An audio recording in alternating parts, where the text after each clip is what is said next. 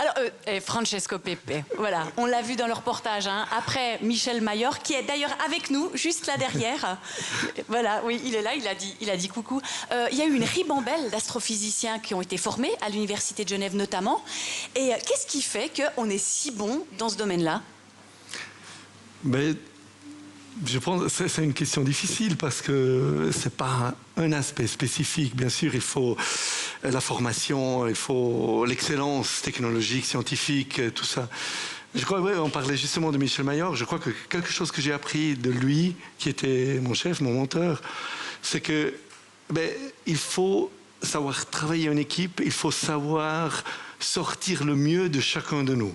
Donc chacun est bon en quelque chose et si on arrive à faire sortir le mieux de chacun de chez nous, en équipe, on arrive à vraiment atteindre beaucoup plus que un génie tout seul arriverait à faire. Je crois que c'est ça. Et je pense qu'en Suisse, on est bon dans les entreprises, en recherche. On est bon à créer cette ambiance qui fait ressortir ses qualités. Alors à côté de vous, il y a Aude Pugin. Bonsoir. Bonsoir, vous êtes directrice de APCO Technologies. Et en fait, le télescope qu'on a vu dans le reportage, le suisse, hein, Euler, c'est votre entreprise qui l'a fabriqué. On a fait un bout. On a fait un bout. On a fait une cuve à vide. Donc oui, on collabore en Suisse. Et justement, le spatial, c'est une magnifique opportunité de collaboration entre l'industrie et les académies. Vous êtes à la tête d'une petite entreprise, hein. C'est vraiment 350, bon, c'est quand même pas mal 350. Hein. C'est moyen. En fait, c'est moyen, voilà. Mais c'est une entreprise familiale. Est-ce qu'il y a un truc qui joue là-dedans? C'est-à-dire que l'esprit, là, c'était de faire travailler des gens, et là, c'est la famille, c'est ça?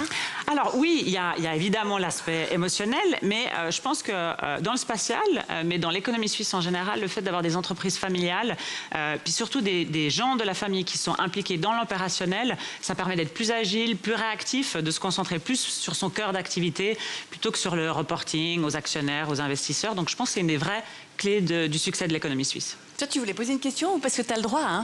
Enfin, je dis ça comme ça. Il y a un truc qui me fascine, c'est qu'on parle du spatial. Le spatial, il est partout, notamment dans les médias. Il y a un vrai intérêt public pour le spatial, aussi dans les investissements publics. Hein. Les États investissent pour le spatial. Et on a l'impression qu'ils investissent d'autant plus pour le spatial qu'on nous parle de mauvaises nouvelles et de nouvelles déprimantes pour notre planète à nous. Est-ce qu'il y a un peu ce réflexe de dire il y a peut-être un désespoir sur notre planète Terre, alors allons chercher ailleurs des exoplanètes, d'autres satellites? Alors là, on a vu les exoplanètes et l'exploration, mais il n'y a aucun endroit d'où on voit mieux, d'où on comprend mieux la Terre que depuis l'espace. Donc il y a plein d'autres applications de l'espace. D'abord, la connectivité entre les hommes avec les objets, la télévision, la téléphonie mobile, mais après, il y a tout le volet observation de la Terre, faire le diagnostic de la Terre, le climat, la gestion des catastrophes naturelles. Donc je crois qu'en l'occurrence, pas uniquement par désespoir, mais précisément comme partie de la solution, investir dans le spatial, ça semble opportun. Il y a beaucoup d'astronautes qui disent la chance que j'ai eue est incroyable de voir la Terre comme ça, j'ai envie maintenant de m'investir pour lancer l'alerte par exemple.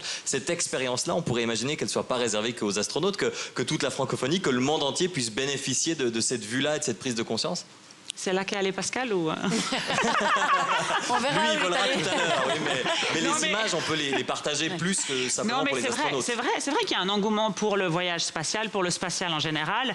Il y a un engouement de la population en général et puis aussi du secteur privé.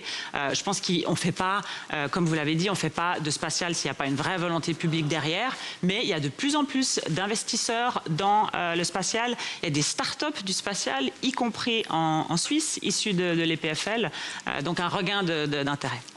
Juste un tout petit... On n'a pas beaucoup de temps, Francesco Pepe. On en est où? On va la trouver, cette sœur jumelle de la Terre?